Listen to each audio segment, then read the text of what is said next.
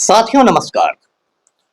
पटना बिहार से मैं Amitabh Kumar Das, IPS 94 batch, और आप देख रहे हैं मेरा अपना यूट्यूब चैनल दास बोले बिंदास। साथियों, इस चैनल में मैं आपको ऐसी जानकारियां भी देता हूं जिनको जानना जरूरी है, लेकिन जिनको ज्यादातर लोग नहीं जानते।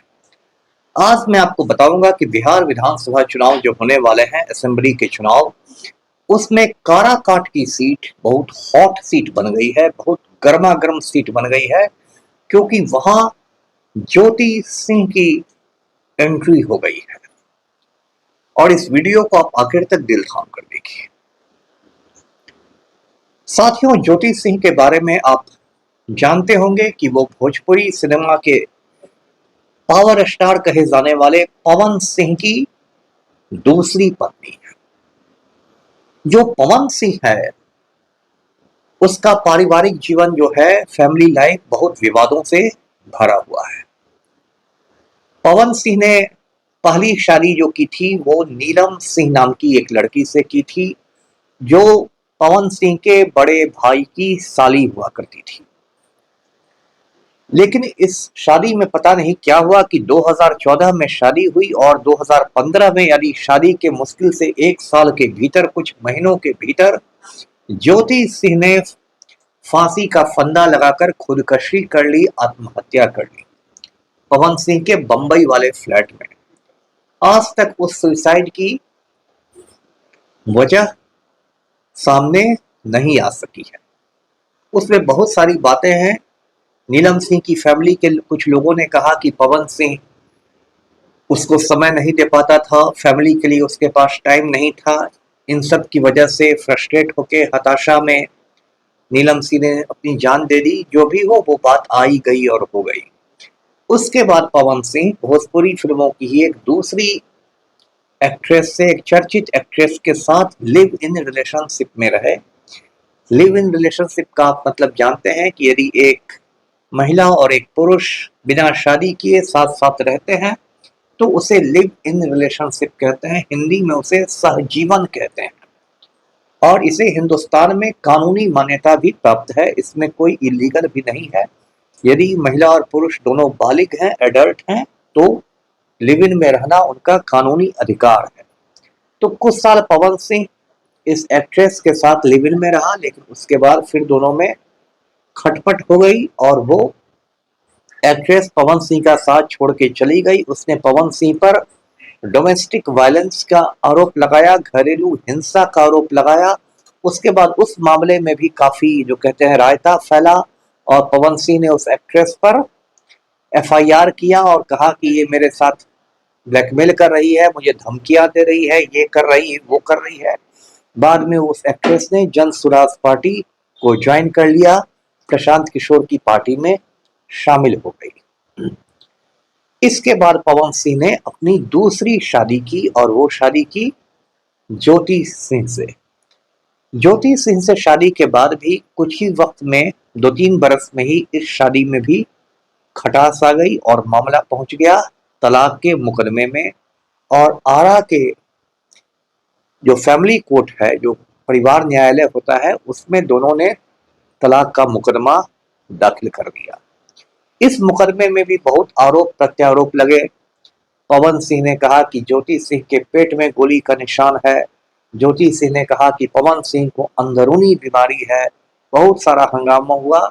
और जब इस तरह के मुकदमे होते हैं तो जो वाइफ होती है वो एलिमोनी की मांग करती है, जिसको आप कह सकते हैं भुगतान, जीवन यापन के लिए वो पैसे मांगती है। तो इसमें भी बहुत सारी बातें हुई कि ज्योति सिंह नोएडा में एक फ्लैट मांग रही है, पवन सिंह से अपार्टमेंट मांग रही है, 5 करोड़ रुपए राशि मांग रही है एलिमोनी में।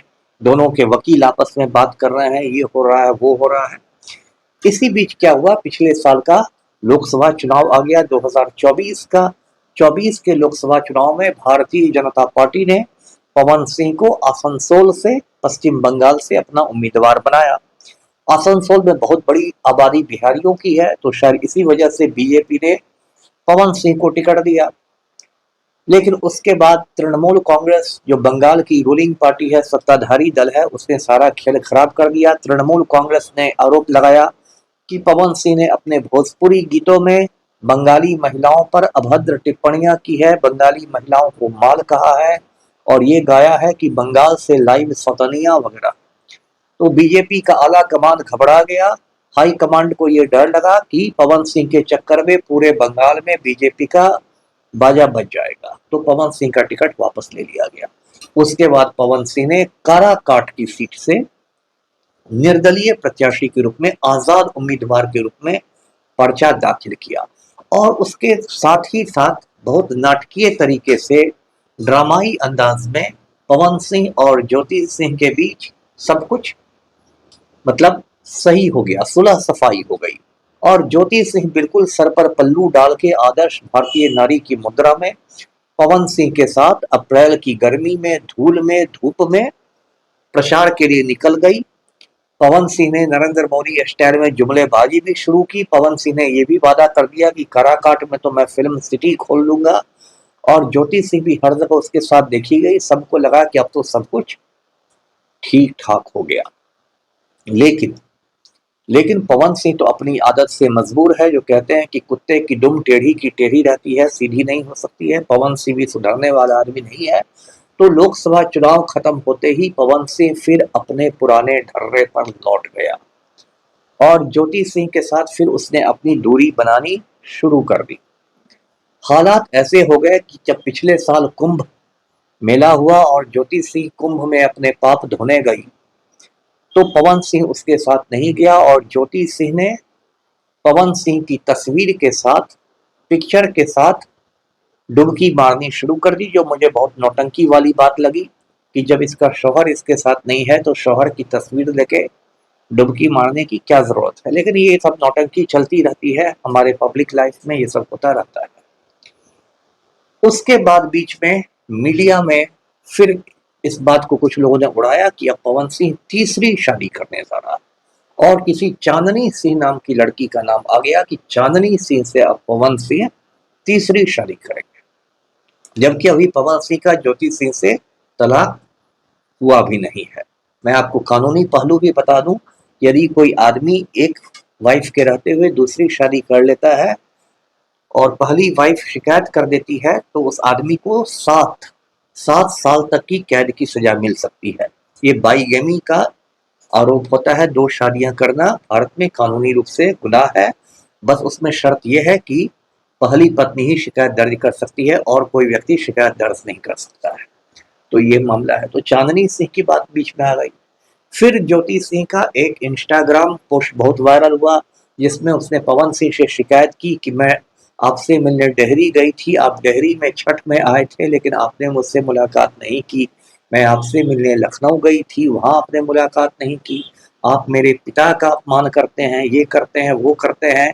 आप मेरे कॉल्स के जवाब नहीं देते, मैसेज के जवाब नहीं देते। उसके बाद ये तमाशा बहुत बड़ा। बीच में एक और वीडियो वायरल हुआ और पवन सिंह विवाद में आया, जब उसने हरियाणा की एक सिंगर अंजलि राघव के साथ, उसको आप कह सकते हैं, उसकी कमर में गुदगुदी लगाते, कमर को छूते हुए दिखाया गया पवन सिंह को। तो इस पर भी पवन सिंह की ट्रोलिंग हुई। लोगों ने कहा कि ये आदमी सुधरने वाला है नहीं। उसके बाद 15-20 दिन पहले ज्योति सिंह पहुंच गई लखनऊ में पवन सिंह के फ्लैट में। पवन सिंह ने क्या किया कि पुलिस बुला ली। ऐसा लगा कि ज्योति सिंह कोई आतंकवादी है, उग्रवादी है। और ज्योति सिंह का वहां से भी वीडियो बहुत वायरल हुआ, उसमें वो बुरी तरह रोध हो रही थी और ज्योति सिंह ने यहाँ तक कह दिया कि पवन सिंह को मैंने इसलिए छोड़ा क्योंकि मैंने उसको अपनी आंखों के आगे एक लड़की को लेकर होटल जाते देखा। मतलब ज्योति सिंह ने भी इस इल्जाम को कैमरे के आगे लगा दिया। उसके बाद पवन सिंह के विरोधी फिर हमलावर हो गए, उसमें मैं भी शामिल हूँ। और हम लोगों ने कहा कि जो पवन सिंह अपनी वाइफ का नहीं हुआ, मेहरारू का नहीं हुआ, वो भाई पब्लिक का क्या होगा। पवन सिंह की इतनी किरकिरी हुई, फजीहत हुई कि बीच में वो बीजेपी में दोबारा शामिल हो गया था, उसकी घर वापसी हो गई थी और उसका आरा से चुनाव लड़ना तय माना जा रहा था। लेकिन पवन सिंह मैदान छोड़ के भाग गया। उसने कहा कि मैं पार्टी का सच्चा सिपाही हूँ लेकिन मैं विधायक का चुनाव नहीं लड़ूंगा। तो पवन सिंह आउट हो गया। मतलब ज्योति सिंह ने पवन सिंह का खेल खराब कर दिया। उसके बाद ज्योति सिंह चली गई प्रशांत किशोर से मिलने, जो जन स्वराज पार्टी के सूत्रधार हैं, फाउंडर हैं, सब कुछ है। और उस समय चर्चा ये हुई कि ज्योति सिंह प्रशांत भैया से टिकट मांगने गई है, लेकिन ज्योति सिंह ने कहा कि नहीं, मैं प्रशांत भैया से सिर्फ न्याय मांगने आई हूँ, इंसाफ मांगने आई हूँ। तो ये सब चला। उसके बाद क्या, जो अभी लेटेस्ट बात हो रही है कि काराकाट से, जहां से पवन सिंह ने लोकसभा चुनाव लड़ा था, उसी काराकाट से, लेकिन इस बार विधानसभा सीट से ज्योति सिंह ने पर्चा दाखिल कर दिया है, निर्दलीय उम्मीदवार बनके, आजाद उम्मीदवार बनके। और उसको लेके कुछ दिलचस्प बातें हुई हैं, क्योंकि वो तो नामांकन पत्र है, जो नॉमिनेशन पेपर है, उसमें वैवाहिक स्थिति जो पूछी गई है कि आप शादीशुदा हैं कि नहीं है, उसमें ज्योति सिंह ने लिख दिया है परित्यक्त नारी।